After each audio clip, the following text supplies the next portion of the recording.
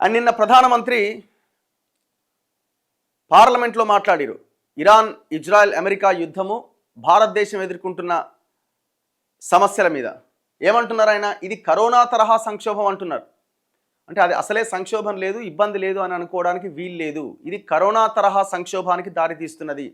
ఈ యుద్ధం కనుక ఇలాగే కొనసాగితే భవిష్యత్తులో గ్యాస్ దొరకడం, పెట్రోల్, డీజిల్ దొరకడం చాలా సమస్య అయ్యే అవకాశం ఉంది. మన ఎక్స్పోర్ట్స్, ఇంపోర్ట్స్ కూడా చాలా ప్రమాదం వచ్చే అవకాశం ఉంది అంటున్నాడు. కలిసికట్టుగా ఎదుర్కొందాం, ఇంధనం, ఎరువుల కొరత తలెత్తకుండా చర్యలు. ఇప్పుడు మీరు చూడండి, గల్ఫ్ కంట్రీస్కి మనం ఎక్స్పోర్ట్ చేయాల్సిన ఎగ్స్ కానీ, ఇప్పుడు ఈ ఫిష్, ఇట్లాంటి సీ ఫుడ్ కానీ ఇవన్నీ కూడా పోవట్లే. సో చాలా ఇప్పుడు దానివల్ల ఎవరికి అల్టిమేట్గా కింద ఉన్న ఎవరైతే ఉత్పత్తి వర్గాలు ఉన్నాయో వాళ్ళకే నష్టం జరుగుతుంది, చాలా పెద్ద ఎత్తున జరుగుతున్నది. ఆల్రెడీ పశ్చిమాసియాలో జరుగుతున్న యుద్ధం ప్రభావం తీవ్రంగానే ఉందని, ఇది కరోనా తరహా సంక్షోభ పరిస్థితి అని ప్రధానమంత్రి నరేంద్ర మోదీ అభివర్ణించారు. మొత్తం ప్రపంచ ఆర్థిక వ్యవస్థ, ప్రపంచ జీవితాలపై యుద్ధం ప్రభావం చూపుతోందని, భారతదేశం కూడా అసాధారణమైన సవాళ్లు ఎదుర్కొంటోందని చెప్పారు. యుద్ధ ప్రభావం దీర్ఘకాలం కొనసాగే పరిస్థితి కనిపిస్తోంది. దేశ ప్రజలంతా కలిసికట్టుగా దీన్ని ఎదుర్కోవాలి. ఈ విషయంలో కొందరు వదంతులు సృష్టిస్తున్నారు, వాటిని నమ్మొద్దు. ఇరాన్, అమెరికా, ఇజ్రాయెల్ యుద్ధంతో భారత్కు ఎదురవుతున్న సవాళ్లపై ప్రధాని నరేంద్ర మోదీ సోమవారం పార్లమెంట్లో ప్రకటన చేశారు.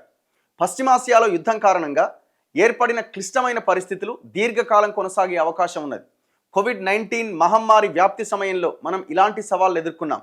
ఇప్పుడు మళ్ళీ అదే తరహా సవాళ్లు ఎదుర్కోవడానికి సిద్ధంగా ఉండాలి. మంత్రులతో ఒక బృందాన్ని ఏర్పాటు చేశాం.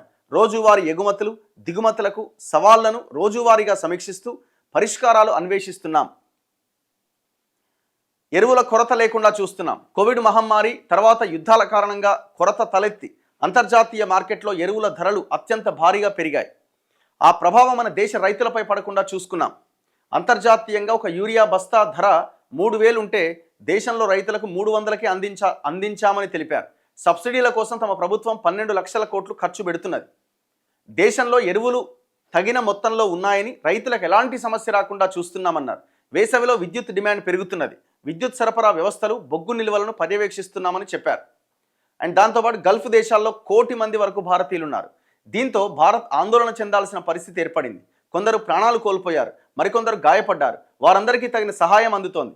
గల్ఫ్ దేశాల నుంచి 3 లక్షల మందికి పైగా భారతీయులు సురక్షితంగా తిరిగొచ్చారు ఇండియాకి. ఇరాన్ నుంచి 1000 మంది తిరిగొచ్చారు. పశ్చిమాసియా దేశాల నేతలందరితో మాట్లాడాను. భారతీయుల రక్షణ కోసం చర్యలు చేపట్టాల్సిందిగా కోరాను. యుద్ధాన్ని ఆపేందుకు భారత్ ప్రయత్నిస్తోంది. చర్చల ద్వారా ఏ సమస్యకైనా పరిష్కారం లభిస్తుంది. ఇక ఇవన్నీ జనరలైజ్డ్ స్టేట్మెంట్స్ లాగానే కనబడుతున్నాయి. మరి ఇక మనం ఇప్పుడు 100 ఏళ్ళు పెట్టి వాళ్ళని ఇన్ఫ్లుయెన్స్ చేసేంత ఈ పరిస్థితిలో ఉన్నామా అన్నది పెద్ద క్వశ్చన్ మార్కే నాకైతే. అన్నింటికంటే ముఖ్యంగా ఇప్పుడు సమస్య ఎక్కడ అంటే ఎరువులకు సంబంధించిన దీర్ఘకాలికంగా ఈ యుద్ధం కనుక జరిగితే ఎరువులకు సంబంధించిన, ఎందుకంటే అన్ని ఇంపోర్ట్సే కదా, అన్ని వేరే దేశాల నుంచి ఇంపోర్ట్ చేసుకోవాల్సిన పరిస్థితే. సో ఎరువుల సమస్య ఒకటి ప్రధానంగా వచ్చే అవకాశం ఉంది. పెట్రోల్, డీజిల్ ఇప్పటివరకు అయితే లేదు. ఇంకొక 4-5 వారాలు ఇట్లాగే కొనసాగితే ఆ సమస్య వచ్చే అవకాశం ఉంది. గ్యాస్ ఆల్రెడీ స్టార్ట్ అయింది. దేశ ప్రజలకు సాధ్యమైనంత మేరకు ఇంధన కష్టాలు లేకుండా చూస్తున్నాం. భారత్ 60% ఎల్పీజీ వంట గ్యాస్ని విదేశాల నుంచి దిగుమతి చేసుకుంటుంది. 60%. హోర్ముజ్ మూసివేతతో సరఫరాలో అనిశ్చితి ఏర్పడింది. ఈ క్రమంలో దేశీయంగా ఎల్పీజీ ఉత్పత్తిని పెంచామని వివరించారు. దేశవ్యాప్తంగా పెట్రోల్, డీజిల్ సరఫరా నిరాటంకంగా సాగుతోంది. రకరకాల మార్గాల నుంచి చమురు, గ్యాస్ను సమీకరిస్తున్నాం. మొత్తం 41 దేశాల నుంచి ఇంధన దిగుమతులు జరుగుతున్నాయి. అదే సమయంలో దేశంలో సౌరశక్తి, అణు ఇంధన శక్తి సామర్థ్యాన్ని పెంచుతున్నాం. ప్రస్తుత సంక్షోభాల వంటి పరిస్థితుల్లో బ్లాక్ మార్కెట్ దందాలు చేసేవారు, నిల్వదారులు లాభం పొందేందుకు ప్రయత్నిస్తారు. అలాంటి వాటిని నియంత్రించేందుకు భద్రతా వ్యవస్థలు కట్టుదిట్టం చేశాం. ఎవరైనా గ్యాస్ సిలిండర్లు కానీ, పెట్రోల్, డీజిల్ వంటి వాటిని భారీగా నిల్వ చేస్తే కఠిన శిక్షలు తప్పవు. అనిశ్చిత పరిస్థితుల నుంచి ప్రయోజనం పొందేందుకు కొందరు వదంతులు వ్యాప్తి చేయడానికి ప్రయత్నిస్తారు, జాగ్రత్త పడాలి అని సూచించారు. ఇప్పుడు అంత బాగానే ఉంది. ఇప్పుడు ఇష్యూ వచ్చినప్పుడే దానికి ప్రత్యామ్నాయ మార్గాల గురించి ఆలోచిస్తారు. సమస్య లేనప్పుడే మనం అంత 60-70% ఇంపోర్ట్ చేసుకోవాల్సిన పరిస్థితి ఏంది? ఇంకేదైనా ఆల్టర్నేట్ మన దేశంలో ఉత్పత్తి చేసుకోవడానికి అవకాశం ఉందా లేదా అన్న దాని మీద మనం ఎందుకు ఫోకస్ చేయం? అసలు ఈ సమస్య వచ్చినప్పుడే కదా మనం ఇంకేముంది, ఏమైనా ఆల్టర్నేట్ ఉందా, ఏమైనా చేయొచ్చా అని ఆలోచించేది. భవిష్యత్తులో ఇట్లాంటివి వస్తే పరిస్థితి ఏంటి అనేది మనం ఆలోచించాలి కదా.